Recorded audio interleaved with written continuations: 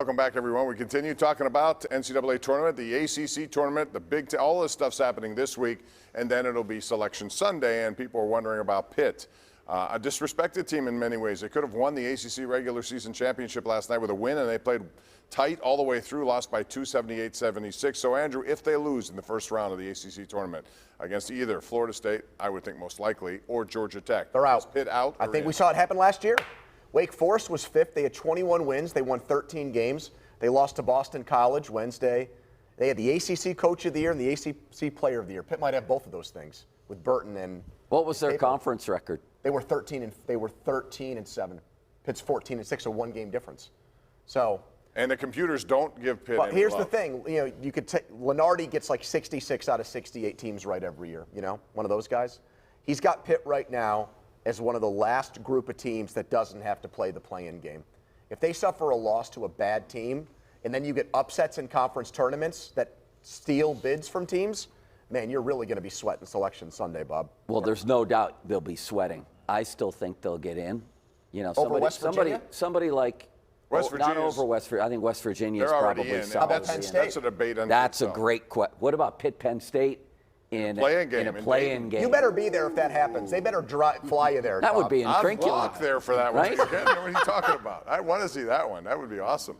It'd be incrinculant. It would be incrinculant. That's the word of the day. I had a bet for him to get that word in, by the way, Mark. Twice, no less. Well, they're changing all the words in the dictionary now anyway. You may as well add incrinculant. Why not right? that one? All right. Mark, what do you say?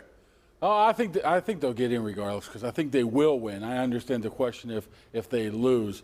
But my thing is about Pitt.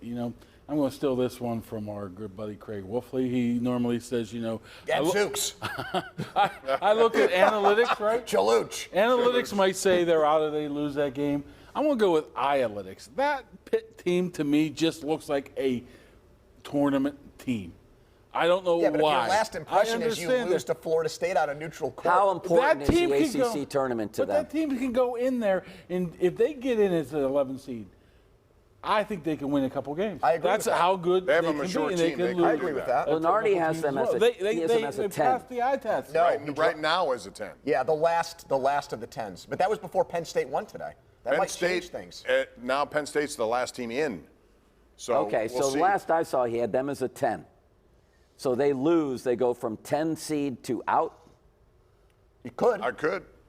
Yeah, all right, let's make this debate now. Like, Joe, if you have teams last year, like Virginia Tech would not have made the tournament if they had not won the ACC. Right, tournament. and North Carolina could do that this year. If you get teams like that, Pitt's in trouble. You I got a agree. team like I do Clemson that's a agree with 3 that. seed, Bob, and they're not in any tournament. What if they win 2 or 3 games? Yeah, Would they leapfrog Pitt? They finished in 3rd. How important and do they they bit think, Pete head to head. How important to the committee are the conference tournaments? It wavers year to year. Sometimes it feels like they don't pay attention to them at all. I know. Other years they base a lot on it seems like. They put too much emphasis, in my view. Do you agree with this? On November and December basketball. Yes. And to me, teams don't know who they are, especially transfer portal teams. It takes time to get to know them. It takes time to understand their roles.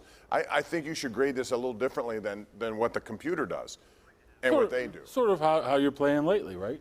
I mean, if you're playing better at the end of the year, shouldn't that count for more? Here's one thing the computers absolutely. don't take into account, which is ridiculous. Let's say a team misses its best player for a game. He's out. Right. Okay?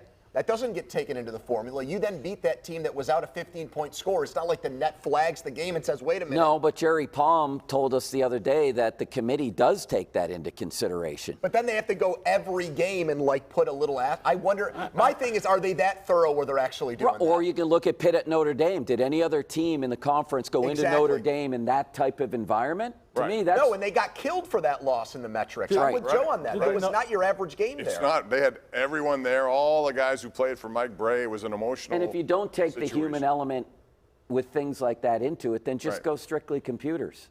Well, but then you're left with teams like Liberty. And Liberty had a 40 net rating going into today. They had not beaten a power team. They lost to Northwestern by 13, and Pitt beat them by 30. Go figure.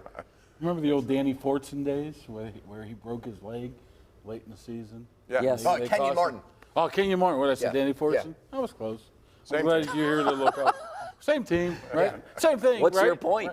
My point is that those things tend to happen where they look at guys who are injured and, I can't say it. That was Incrinculant. We got to go to a break on that note. When we come back, we're going to talk about the NFL Combine, Omar Khan, what the Steelers are going to do. So many decisions, and we'll talk about them next.